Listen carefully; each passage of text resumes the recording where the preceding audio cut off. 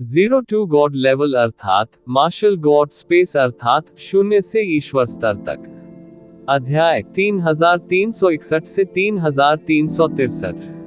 नमस्कार, आप कहानी में खो जाएं उससे पहले चैनल को सब्सक्राइब करें और नोटिफिकेशन ऑन करें। धन्यवाद। फॉर्चून हेवनली पैलेस का निर्माण फॉर्चून हेवनली सम्राट के शासनकाल के दौरान किया गया था। ये वह स्थान था जहां फॉर्चून स्वर्गीय सम्राट ने दुनिया पर शासन किया था। ये संपूर्ण फॉर्चून गॉड राजवंश का मूल भी था और यहाँ तक कि संपूर्ण फॉर्चून विश्व का भी मूल था। पूरा फॉर्चून हेवनली पैलेस जटिल और जटिल था, जिसमें परतों पर परतें और सीमाएं थीं। हालांकि फॉर्चून हेवनली पैलेस पर अनगिनत वर्षों तक कोई आश्चर्यजनक हमला नहीं हुआ होगा, लेकिन एक बार ऐसा हुआ तो यह निश्चित रूप से एक बड़ी बात होगी। इसलिए यहाँ सुरक्षा सबसे कड़ी थी। अगर ये जीवेन चाहता तो उसे पूरी तरह से घुसपैठ करने के लिए बहुत प्रयास करना पड़ता। कुछ महान स्वर्गीय गुरुओं को छोड़कर कोई भी उनके अवतार का मुकाबला नहीं कर सका। हालांकि अभी भी कई सरनियां और बाधाएं थी। ऐसे में उनका फिगर उजागर होना लाजमी था। लेकिन अब अलग था। विदेशी सेनाएं आक्रमण कर रही थी और सर्वत्र अराजकता फैली हुई थी। इससे उन्हें एक उत्तम अवसर प्राप्त हुआ। अंदर घुसने का अच्छा मौका। हर जगह अराजकता और अराजकता थी और किसी ने ध्यान नहीं दिया कि वहां एक और व्यक्ति भी था। इस समय फॉर्चून डिवाइन राजवंश की असली ताकत पूरे प्रदर्शन पर थी। हालांकि ऐसा लग रहा था कि Fortune heavenly palace, Fortune divine राजवंश के आखिरी घोंसले पर हमला किया गया था, वास्तव में विभिन्न आयामी विमानों से उड़ने वाले अभिजात वर्ग की एक स्थिर धारा अभी भी थी। ये फॉर्चून डिवाइन कैपिटल के असली तुरुप के पत्ते थे। फॉर्चून हेवनली पैलेस के भीतर छिपे हुए कुलीन सैनिक। वास्तव में उनकी संख्या 10 लाख से अधिक थी और उनमें गॉड किंग क्षेत्र और अर्थ सम्राट क्षेत्र विशेषज्ञों का अनुपात इतना अधिक था कि किसी की भी रीढ़ में सिहरन पैदा हो जाती थी। ऐसी मजबूत नींव के बिना फॉर्चून डिवाइन राजवंश सभी ताकतों को दबाने में सक्षम नहीं होगा। ये फॉर्चून गॉड राजवंश के सबसे विशिष्ट सैनिकों में से एक होना चाहिए। यदि आप मुझे इसमें नहीं गिनते हैं तो बस ये सेना मानव जाति का सफाया करने के लिए पर्याप्त है। ये जीवेन ने आह भरी। फॉर्चून गॉड राजवंश की नींव वास्तव में आम लोगों की कल्पना से कहीं परे थी।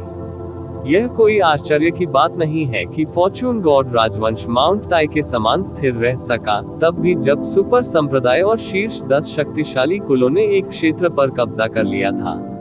यदि स्वर्गीय आदरणीयों के प्रभाव को शामिल नहीं किया गया था, तो केवल ये सेना ही शीर्ष 10 शक्तिशाली कुलों के एक सुपर तानाशाह का सफाया करने के लिए पर्याप्त थी। कौन जानता था कि इतनी ताकत जमा करने में कितने साल लगे। मानव जाति के पास ऐसी कोई नींव नहीं थी। इन सुपर राक्षसों की तुलना में मानव जाति अभी भी बहुत दूर थी। लेकिन उन्होंने ज्यादा देर तक शोक नहीं जताया।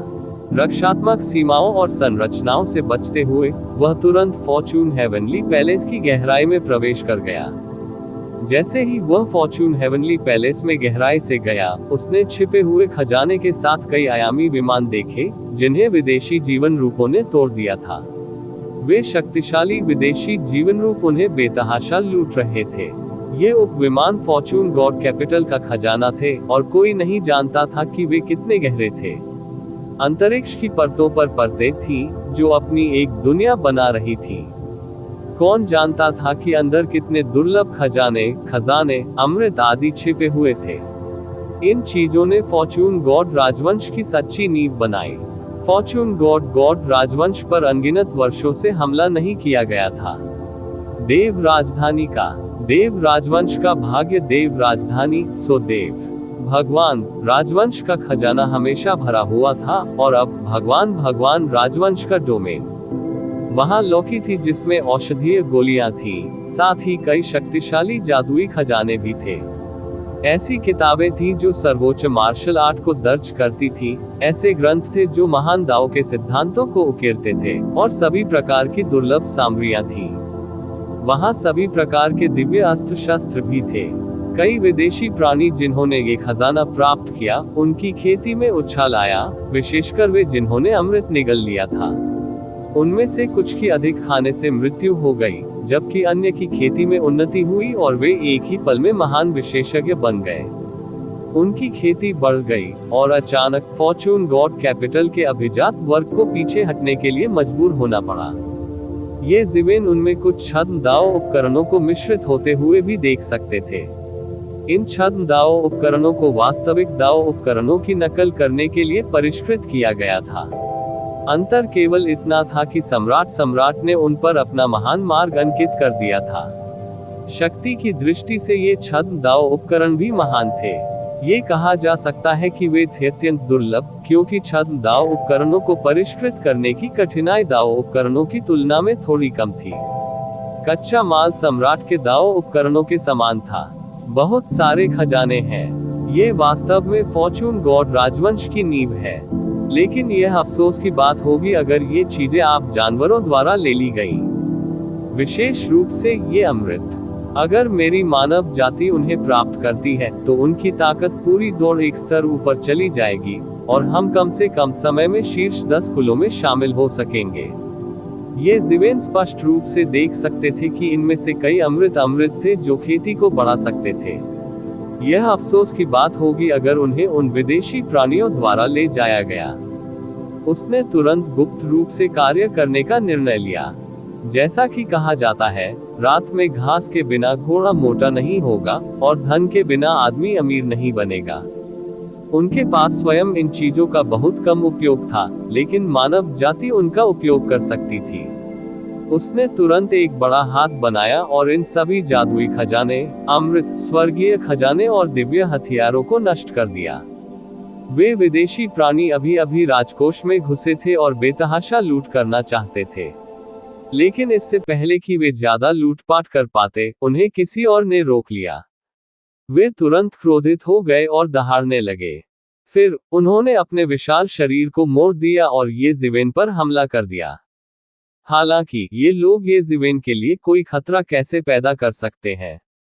उन्होंने बस हवा का एक झोंका उड़ाया और यह क्लेश भरी हवाओं में बदल गया, जिसका सामना ये शिवेन ने तब किया था जब उसने क्लेश को पार कर लिया था।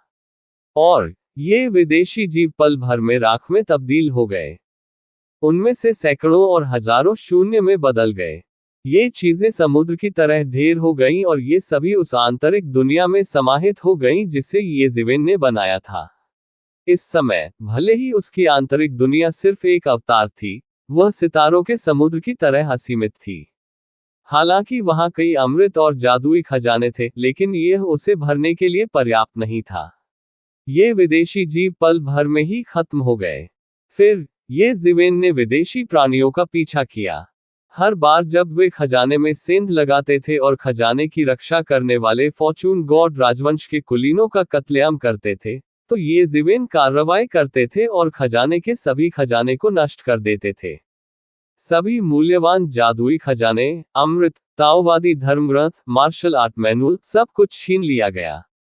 इस अराजक स्थिति में किसी का ध्यान यहाँ की असामान्यता पर नहीं गया।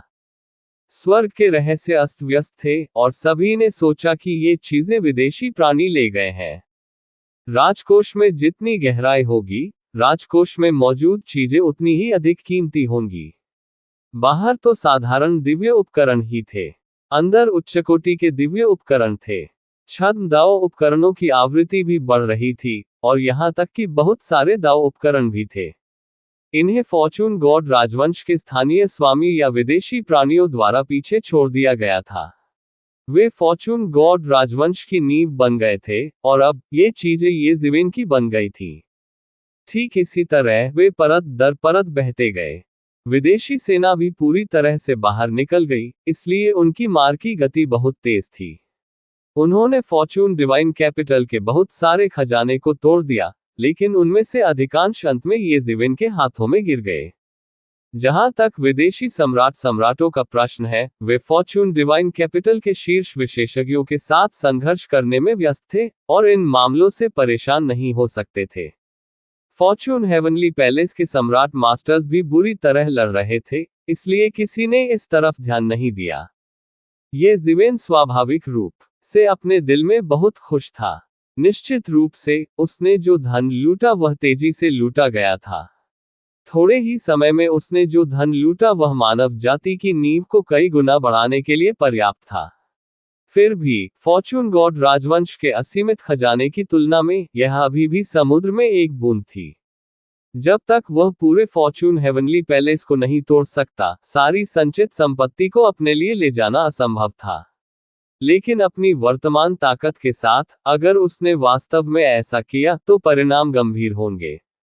विदेशी सेना का पीछा करना और कुछ धन प्राप्त करना कोई बड़ी बात नहीं थी, लेकिन अगर उसने सारी संपत्ति छीन ली तो 4 महान स्वर्गीय स्वामी शायद पागल हो जाएंगे। लेकिन फिर भी ये जीवेन पहले से ही बहुत संतुष्ट थी। जब ये संपत्ति मानव जाति में एकीकृत हो जाएगी तो यह मानव के लिए कोई समस्या नहीं होगी, जाति की ताकत कई गुना बढ़ जाएगी। उन्होंने अनुमान लगाया कि 1 या 2 और सम्राट मास्टर होंगे। इस समय फॉर्चून के स्वर्गीय महल के भीतर अधिक से अधिक अत्याचारी आभाएं उबल रही थी और जागृत हो रही थी। इसका मतलब ये था कि फॉर्चून के स्वर्गीय महल के भीतर सोई हुई कई अद्वितीय शक्तियां जागृत हो रही थी और विदेशी प्राणियों की श्रेणी में शामिल हो रही थी। ये जीवेन ने पेन तियान तियान की छाया को भी टिमटिमाते हुए देखा। ऐसा लग रहा था जैसे वह गुड फॉर्चून हेवनली पैलेस के जादू और सरनियों का विरोध कर रहा था। इन अवरोधन और सरनियों को विशेष रूप से संसाधित किया गया था। ये जीवेन को केवल सावधान रहने और उनसे बचने की जरूरत थी। हालांकि विदेशी सेना को उन पर एक एक करके हमला करने के लिए अपनी पूरी ताकत लगानी पड़ी और आगे बढ़ने के लिए उन्हें एक एक करके तोड़ना पड़ा। यदि पान तियान तियान तियान शहरों पर हमला करने और उनके लिए सरनियों और सीमाओं को तोड़ने के लिए सबसे आगे नहीं होता तो विदेशी सेना इतनी आसानी से गुजरने में सक्षम नहीं होती। फॉर्चून गॉड राजवंश की नींव ठीक हो रही थी। यदि पेन तियान तियान तियान तियान दुश्मन की रेखाओं को तोड़ने के लिए सबसे आगे नहीं होता तो फॉर्चून हेवनली पैलेस पर अचानक हमला करने वाली यह विदेशी सेना कुछ ही समय में नष्ट हो गई होती। लेकिन फिर भी फॉर्चून गॉड राजवंश की पुनर्प्राप्त नींव ने इसे ऐसा बना दिया कि पान तियान तियान तियान जैसे शीर्ष अस्तित्व के नेतृत्व वाली विदेशी सेना भी 1 इंच भी आगे नहीं बढ़ सकी। ये जीवेन ने उस समय का फायदा उठाया जब फॉर्चून गॉड राजवंश के कुलीन लोगों और विदेशी सेना को रोका जा रहा था और चुपचाप फॉर्चून हेवनली पैलेस की गहराई में घुस गए। जब उसने सब प्रकार की अच्छी वस्तुएं देखीं तो उनमें से कुछ को ले भी लिया, परंतु उन सबको बाहर ले जाने की उसकी हिम्मत न हुई। चूंकि विदेशी सेना बाहर ढाल की तरह काम कर रही थी, इसलिए कोई नहीं जानता था कि धन कहाँ गया। लेकिन अगर उसने यहाँ लापरवाही बरती तो बहुत जल्द उसका पता लगा लिया जाएगा। और ये जीवेन का मुख्य लक्ष्य सम्राट गॉड रूई को ढूंढना और उसे मारना था। इससे पहले विदेशी सेना के हाथों ये जीवेन को मारने की 2 कोशिशें हुई थीं, और ये जीवेन को ये सब याद था। वह ऐसा व्यक्ति नहीं था जो चीजों को जाने देना पसंद करता था। प्रतिशोध उनका चरित्र था। स्वर्गीय आदरणीय बनने के बाद भी यह नहीं बदला था। इन शीर्ष शक्तियों के लिए मासूमियत का दिल अतुलनीय रूप से महत्वपूर्ण था। उसकी आकृति कई महलों के बीच चमकती हुई, आगे पीछे घूमती हुई, खोजती हुई दिखाई दी। जल्द ही उसे लगा कि उसे कुछ मिल गया है और वह तेजी से एक दिशा में उड़ गया। प्रतिवेदन किसी भी खराब अनुवाद के बारे में हमें बताने के लिए टेक्स्ट का चयन करें और रिपोर्ट पर क्लिक करें। लेस देन पिछला सूचकांक अगला ग्रेटर देन। जैसे ही ये जीवेन महल में घूमता रहा, उसने लगातार सम्राट गॉड रूई के ठिकाने की गणना की। हालांकि आकाश अव्यवस्थित था, उसने तुरंत सम्राट गॉड रूई को ढूंढ लिया। इस समय विदेशी सेना के हमले का विरोध करने के लिए सम्राट गॉड रूई केंद्र में सेना की कमान नहीं संभाल रहे थे। इसके बजाय वह एक खजाने के घर के प्रवेश द्वार पर पहुंचा। उसने खजाना खोला और अचानक अमृत की सुगंध हवा में भर गई। ये जीवेन ने इसे एक पल में पहचान लिया। क्या ये रहस्यमय निर्माण गोली नहीं थी जिसे उसने अतीत में निगल लिया था? इस समय इस खजाने की तिजोरी में रहस्यमय निर्माण की गोलियां एक पहाड़ की तरह ढेर हो गईं, जो अमृत ऊर्जा से भरी हुई थी। यदि कोई साधारण देवता सांस ले तो उनकी खेती हजारों वर्षों तक बढ़ जाएगी। यह अत्यंत बहुमूल्य खजाना था। अमृत ऊर्जा की कुछ सांसें लेने के बाद सम्राट गॉड रूई को लगा कि उनकी खेती धीमी गति से बढ़ रही है। हालांकि उन्होंने फिर भी मिस्टीरियस क्रिएशन पिल्स नहीं ली। यह एक पुरस्कार था जिसे केवल वे लोग ही प्राप्त कर सकते थे जिन्होंने फॉर्चून गॉड राजवंश में महान योगदान दिया था। केवल वे कुछ स्वर्गीय गुरु ही उसे नियंत्रित करने के योग्य थे। वे इन रहस्यमय निर्माण गोलियों के सच्चे मालिक थे, इसलिए उनके पास इन्हें रखने की योग्यता नहीं थी। महान योगदान देने के बाद ही उन्हें मिस्टीरियस क्रिएशन पिल्स प्राप्त हो सकी। बेशक ये ज़िवेन की तुलना में उनके लिए उन्हें प्राप्त करना बहुत आसान था। उनकी खेती उनके कई साथियों से कहीं अधिक थी और उनकी तुलना युद्ध सम्राट जैसे पुराने वरिष्ठ से भी की जा सकती थी। यह इस सुविधा के कारण था कि वह लंबे समय तक फॉर्चून डिवाइन राजवंश को नियंत्रित करने में स्पेस टाइम हेवनली वेनेरेट की सहायता करने में सक्षम था। हालांकि space time heavenly master Fortune God राजवंश का शासक था, लेकिन वह सब कुछ नियंत्रित नहीं कर सका। फॉर्चून गॉड राजवंश हर समय मानव जाति में ये ज़िवेन की स्थिति की तरह। ये ज़िवेन भी पदानुक्रम के शीर्ष पर थे। नामात्र के लिए वह हर चीज का प्रभारी था, लेकिन वास्तव में वह केवल सबसे महत्वपूर्ण चीजों का ही ध्यान रखता था जो जाति के भाग्य से संबंधित थी। सामान्य चीजों के लिए मानव संप्रभु, फैंगई कबीले और यहां तक कि निचले स्तर के अर्थ सम्राट भी व्यवस्थित तरीके से उनकी देखभाल करेंगे। और सम्राट गॉड रूई ने इस अवसर का लाभ उठाकर अपने लिए बड़ा लाभ उठाया। इसलिए उसकी खेती युद्ध सम्राट के बराबर थी और वह वास्तव में फॉर्चून गॉड राजवंश को नियंत्रित कर सकता था। हालांकि फिर भी वह मिस्टीरियस क्रिएशन पिल्स जैसे रणनीतिक संसाधनों को लापरवाही से नहीं छीन सका। भले ही रहस्यमय निर्माण गोलियां पहाड़ की तरह ढेर हो गईं, वह उन्हें आसानी से छू नहीं सका। भले ही उसके पास उन्हें प्राप्त करने के लिए पर्याप्त अधिकार हो, फिर भी उसे कम से कम पर्याप्त अधिकार की आवश्यकता थी। आखिरकार वह फॉर्चून दिव्य राजवंश का सच्चा स्वामी नहीं था। यहां तक कि स्पेस टाइम हेवनली वेनेरेट भी फॉर्चून डिवाइन राजवंश के खजाने की एक बड़ी मात्रा को लापरवाही से अवशोषित नहीं कर सका, क्योंकि अभी भी पूर्व, दक्षिण, पश्चिम और पश्चिम हेवनली वेनेरेट्स एक दूसरे को प्रतिबंधित कर रहे थे। इसलिए भले ही यह उनके ठीक सामने हो, वे ये ज़िवेन की तरह लापरवाही से इसे छीन नहीं सकते थे। वह उन विदेशी सेनाओं के बारे में चिंतित नहीं था जो लगातार बाहर से आश्चर्यजनक हमले कर रही थी, क्योंकि उसने पहले ही अन्य राजाओं को सूचित करने के लिए लोगों को भेज दिया था। साथ ही वह, जो स्पेसटाइम एम्पायरियन के साथ था, अच्छी तरह से जानता था कि ये विदेशी सेनाएं क्यों आई थी और वे क्या हासिल करना चाहते थे।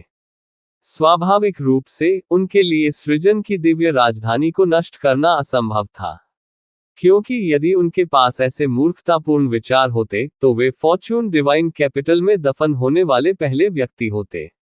अफसोस की बात है, सम्राट गॉड रूई ने आह भरी। इनमें से कुछ भी उसका नहीं था।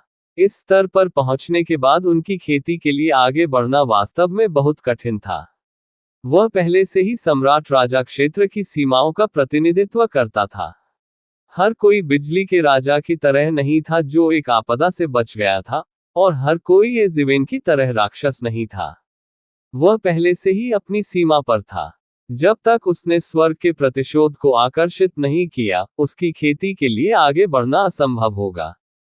वह केवल खुद को थोड़ा थोड़ा करके सुधार सकता था। हाँ, अफसोस है कि इनमें से कुछ भी तुम्हारा नहीं है। अफसोस है कि तुम भी आज यहीं मर जाओगे। इस समय अचानक एक ठंडी आवाज आई, जिससे सम्राट गॉड रूई डर गए। ये देखते हुए कि उनकी खेती पहले से ही सम्राट राजा के दायरे में चरम पर थी, दूसरों के लिए इतनी चुपचाप उनसे संपर्क करना असंभव था। यही वजह थी कि वह सदमे में थे।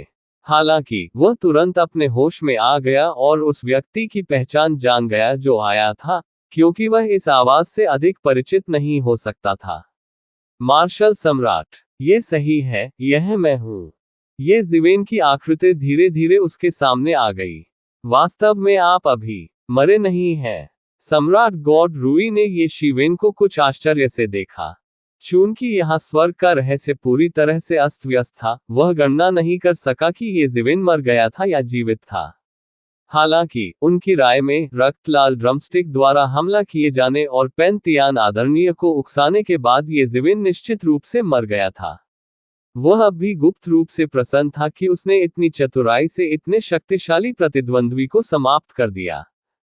हालांकि येज़िविन ने दबंग अंदाज में वापसी करते हुए उसके चेहरे पर जोरदार तमाचा जड़ दिया था।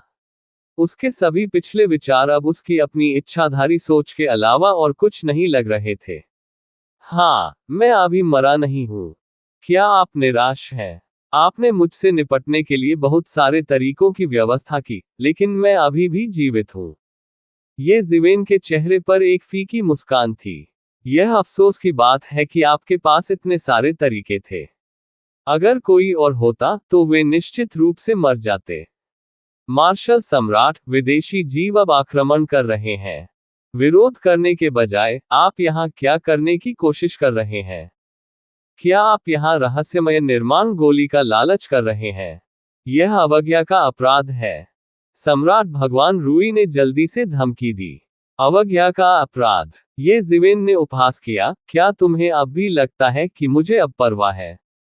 जाहिर है, सम्राट गॉड रूई बाहरी दुनिया से अलग थलग थे, यहाँ तक कि स्वर्ग का रहस्य भी उनका पता नहीं लगा सका। अन्यथा यह असंभव था कि उनके दाव प्राप्ति जैसी बड़ी खबर की कोई खबर ही न होती। ये था भाग्य की दिव्य राजधानी। अगर खबर इतनी पुरानी होती तो विनाश से दूर नहीं होती। मैं पहले ही जा चुका हूं और अब मैं व्यक्तिगत रूप से वापस आ गया हूं। आपको क्या लगता है कि मैं ऐसा क्यों कर रहा हूं? येज़िविन ने ठंडे स्वर में कहा, क्या ये तुम्हें मारने के लिए नहीं है? तुम्हारी हिम्मत कैसे हुई? सम्राट गॉड रूई की भौहें तुरंत खड़ी हो गईं। वह अपने क्रोध को रोक नहीं सका और उसकी आंखें अत्यंत क्रोध से जल रही थीं। किसी ने वास्तव में उसके साथ शिकार जैसा व्यवहार किया। उसके चले जाने के बाद भी उसने उसे मारने का मौका ढूंढने के लिए वापस लौटने का साहस किया। आप वास्तव में मौत को दावत दे रहे हैं, मार्शल सम्राट।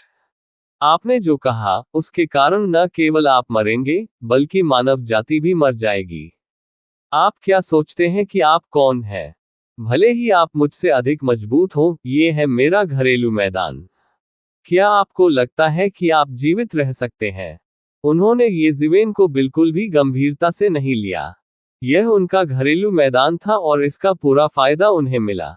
न केवल अपनी ताकत, बल्कि वह येज़िविन को एक झटके में मारने के लिए फॉर्चून के स्वर्गीय महल में जादू और संरचनाओं की शक्ति भी जुटा सकता था।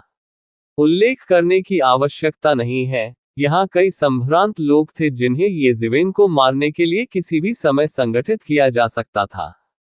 फॉर्चून के स्वर्गीय महल की नींव के साथ, यहाँ तक कि एक स्वर्गीय मास्टर को भी मारा जा सकता था यदि उसने लापरवाही से हमला किया, तो अकेले येज़िविन को छोड़ दें जो केवल एक शिखर सम्राट भगवान था।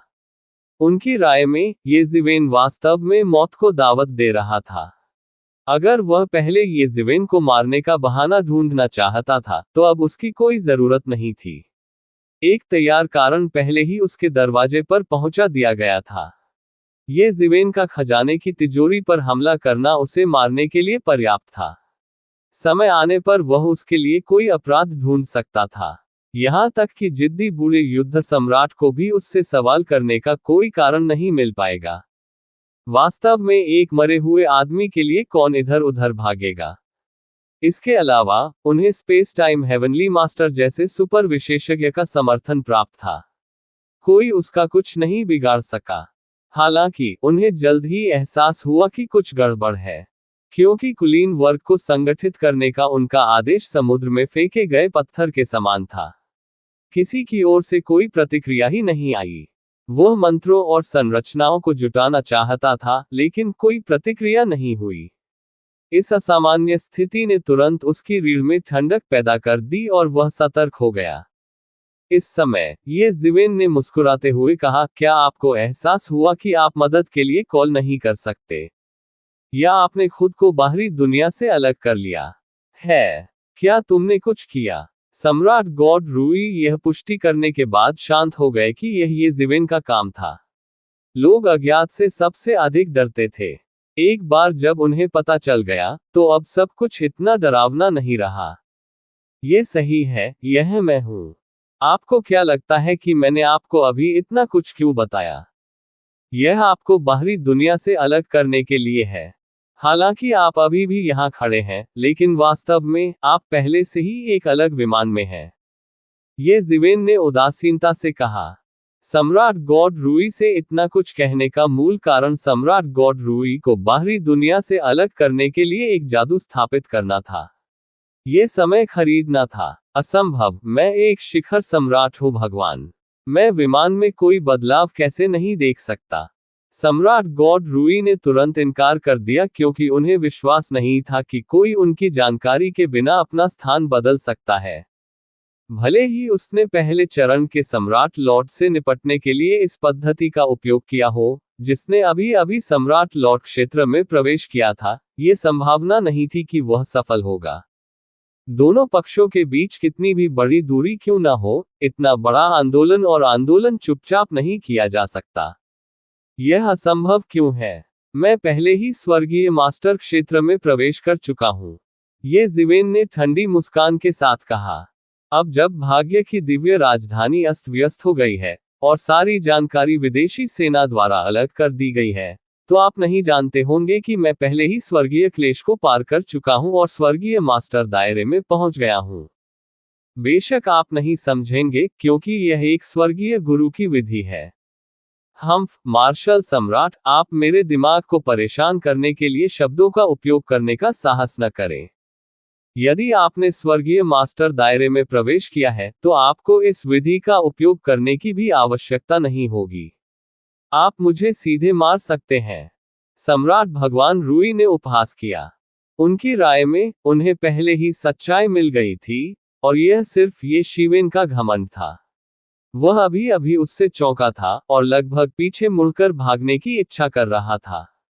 हालांकि जब वह वापस होश में आया, तब भी उसे लगा कि उसके साथ धोखा हुआ है। वह अच्छी तरह जानता था कि एक सम्राट भगवान और एक स्वर्गीय गुरु के बीच कितना बड़ा अंतर है था। चाहे वह शिखर सम्राट प्रभु ही क्यों न हो, वह एक भी प्रहार सहन नहीं कर सकेगा। एक और झटका और वह मर जाएगा। प्रक्रिया इतनी तेज थी कि उनके पास प्रतिक्रिया देने का भी समय नहीं था। प्रतिवेदन किसी भी खराब अनुवाद के बारे में हमें बताने के लिए टेक्स्ट का चयन करें और रिपोर्ट पर क्लिक करें। लेस देन पिछला सूचकांक अगला ग्रेटर देन सम्राट गॉड रूही को मारने के बाद ये जिवेन ने सम्राट गॉड रूही को अपनी आंतरिक दुनिया में रखा, फिर खजाने की तिजोरी को देखा। हालांकि खजाने की तिजोरी को बहुत ही सरलता से स्थापित किया गया था, लेकिन इसे खोलना उसके लिए मुश्किल नहीं था, क्योंकि उसने इसे खोलते हुए सम्राट गॉड रूही के हाथ की छाप देखी थी। गड़गड़ाहट। जैसे ही खजाना धीरे धीरे खुला, अंतहीन अमृत क्यूई फिर से बाहर निकल आया। ये जिवेन ने अपना मुंह खोला और सब कुछ अपने शरीर में समा लिया। अचानक उससे लगा कि उसका शरीर बहुत अधिक ठोस हो गया है, और उसने तुरंत एक नया भौतिक शरीर बना लिया। यह एक वास्तविक भौतिक शरीर था, न कि ऐसा शरीर जो युआन क्यूई और कानूनों का मिश्रण था। भौतिक शरीर के साथ एक अतिरिक्त अवतार निस्संदेह मानव जाति के लिए बहुत उपयोगी था। ये कहा जा सकता है कि मानव जाति की देखरेख के लिए एक और शिखर सम्राट लॉर्ड था, क्योंकि वास्तविक भौतिक शरीर के साथ चिंता करने की कोई आवश्यकता नहीं थी कि यह किसी भी समय नष्ट हो सकता है। यह युआन शेन अवतार से बिल्कुल अलग था। मूल रूप से यह जिवेन को किसी अवतार का शरीर बनाने का विचार नहीं था। आखिरकार ऐसी बॉडी बनाने की लागत बहुत अधिक थी। इसके अलावा उसके लिए बहुत अधिक लाभ नहीं थे। आखिरकार उनका अवतार शक्तिशाली था। हालांकि अपने मुख्य शरीर की ताकत से एक अवतार को मारने में उसे ज्यादा प्रयास नहीं करना पड़ेगा। हालांकि अब जब उसने अमृत क्यूई से भरे आकाश को अवशोषित कर लिया था, तो स्थिति अलग थी। अमृत क्यूई गाढ़ा था और नष्ट नहीं होता था। ये हजारों वर्षों से जमा हुआ था और उसने इसे एक सांस में अवशोषित कर लिया। यह एक सांस में दर्जनों रहस्यमय निर्माण गोलियां निगलने के बराबर था।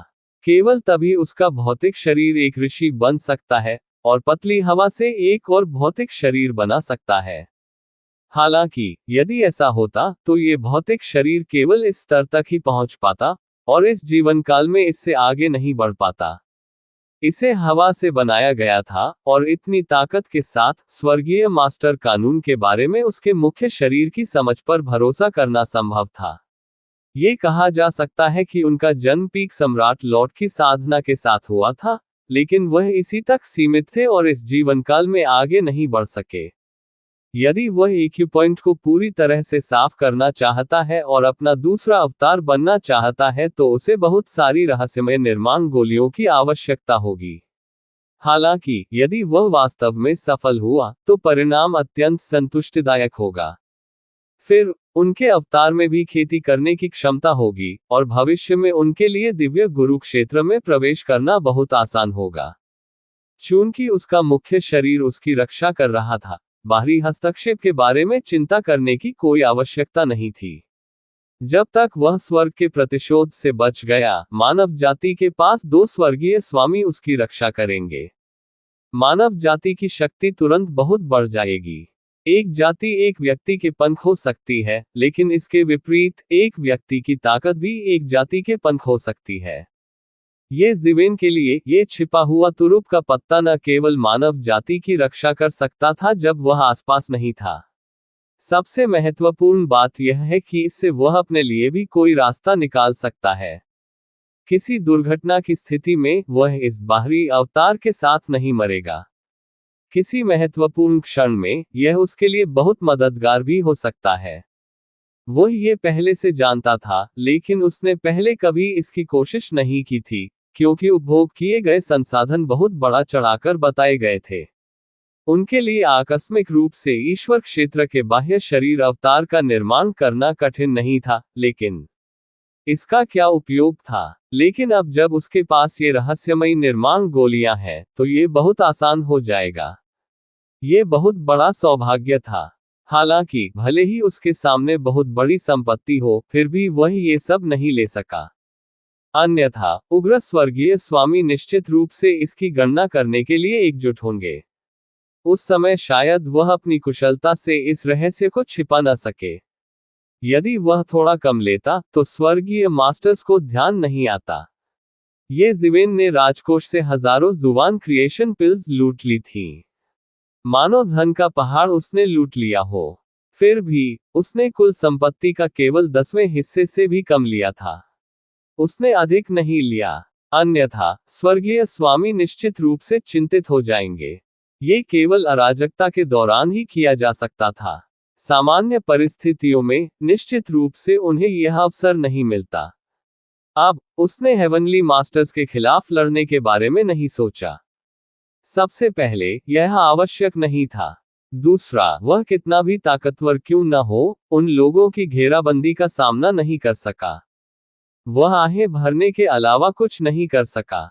उस समय उन्होंने एक महान योगदान दिया था और एक मिस्टीरियस क्रिएशन पिल प्राप्त करने के लिए अपनी जान जोखिम में डाल दी थी। उस रहस्यमय निर्माण गोली ने उसे 9वें दायरे के शिखर तक पहुंचने में मदद की। अब वह लापरवाही से उनमें से हजारों को ले गया। दुनिया बदल गई थी। उसी समय फॉर्चून गॉड राजवंश की स्थापना से उन्हें गहरा सदमा लगा। अपनी वर्तमान ताकत के साथ फॉर्चून गॉड राजवंश को दुश्मन बनाना वास्तव में नासमझी थी, लेकिन इससे कोई फर्क नहीं पड़ा। यदि उसे एक गतिरोध में मजबूर नहीं किया गया होता, तो उसने फॉर्चून गॉड राजवंश के खिलाफ जाने का विकल्प नहीं चुना होता। उसकी कोई जरूरत नहीं थी। जैसे जैसे वह बढ़ता रहा, वह अपनी सुरक्षा के लिए फॉर्चून गॉड राजवंश को अपने पंखों के रूप में इस्तेमाल कर सकता था। हजारों रहस्यमय निर्माण गोलियों के साथ वह कह सकता था कि जब तक वह एकांत से बाहर आएगा, उसकी खेती में सुधार होगा। कौन जानता था कि वह कितने वर्षों का समय बचाएगा। खजाने के घर का दरवाजा बंद करने के बाद ये जीवेन ज्यादा देर तक नहीं रुके। चूंकि उसने सम्राट गॉड रूई को मार डाला था, उसने अपना लक्ष्य हासिल कर लिया था। इसके अलावा उसने हजारों रहस्यमय निर्माण गोलियां प्राप्त की थीं। उस धन के अलावा जो उसने पहले लूटा था, यह एक बड़ी फसल थी। अब उससे न रहा गया। उन्होंने सीधे फॉर्चून हेवनली पैलेस से उड़ान भरी। वह पहले से ही समझ गया था कि फॉर्चून हेवनली पैलेस की गहराई से एक शक्तिशाली अस्तित्व उड़ रहा था। उसके पास ज्यादा समय नहीं बचा था। वह केवल अवतार था, वास्तविक शरीर नहीं। उसमें आकाश को उल्टने की क्षमता नहीं थी। जैसे ही वह फॉर्चून हेवनली पैलेस से बाहर निकला, उसने शून्य में एक विशालकाय व्यक्ति को रक्त लाल ड्रमस्टिक पकड़े हुए देखा। हर बार जब ये ढहा, तो पूरा फॉर्चून हेवनली पैलेस हिंसक रूप से हिल गया। ऐसा लग रहा था मानो आसमान टूट पड़ा हो। हर जगह दुखद लड़ाइयां थीं। विदेशी जीवों ने पहले ही फॉर्चून हेवनली पैलेस पर हमला कर दिया था। इस समय वे अपनी पूरी शक्ति से युद्ध कर रहे थे। यदि वे नहीं लड़ते तो मर जाते। फॉर्चून गॉड राजवंश के अंदर के कुलीन वर्ग के बीच के कुलीन वर्ग थे। भले ही उन्हें पकड़ लिया गया था, लेकिन वे सामान्य लोग नहीं थे। ये फॉर्चून गॉड राजवंश की अंतिम नींव थी। चारों ओर देखने पर हर जगह भगवान राजा और अर्थ सम्राट थे। इनमें से कई लोगों ने अपने शुरुआती वर्षों में फॉर्चून गॉड राजवंश की सेना में सेवा की थी। बाद में, उन्होंने फॉर्चून गॉड राजवंश की सेना को यहां एकांत में खेती करने के लिए छोड़ दिया। उनकी उम्र की गणना करने पर ऐसे कई लोग थे जिन्होंने 10 मिलियन से अधिक वर्षों से खेती की थी। भले ही वे सम्राट क्षेत्र तक नहीं पहुंचे थे, वे विदेशी जीवन रूपों की तुलना में कहीं अधिक मजबूत थे। आखिरकार, भले ही इन विदेशी जीवन रूपों को सम्राट क्षेत्र में विकसित किया गया हो, उनका जीवन काल केवल 10 मिलियन वर्ष था।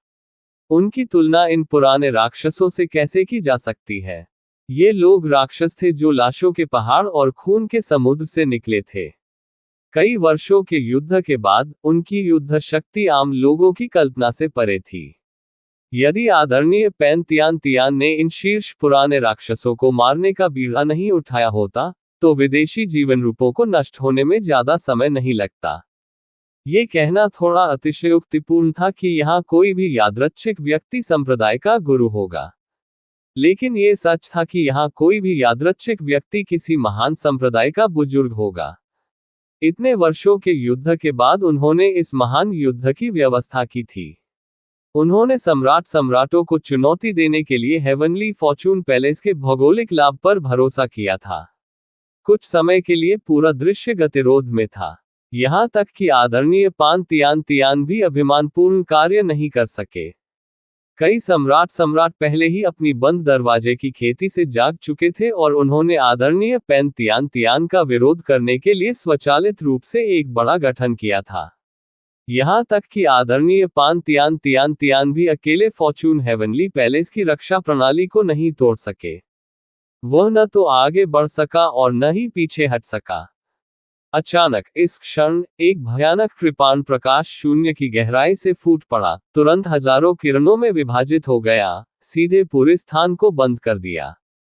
भले ही वे अर्थ सम्राट हो, दैवीय राजा हो या दैवीय राजा हो, चाहे कृपाण की रोशनी कहीं भी हो बीत गए, वे सभी शून्य में नष्ट हो गए।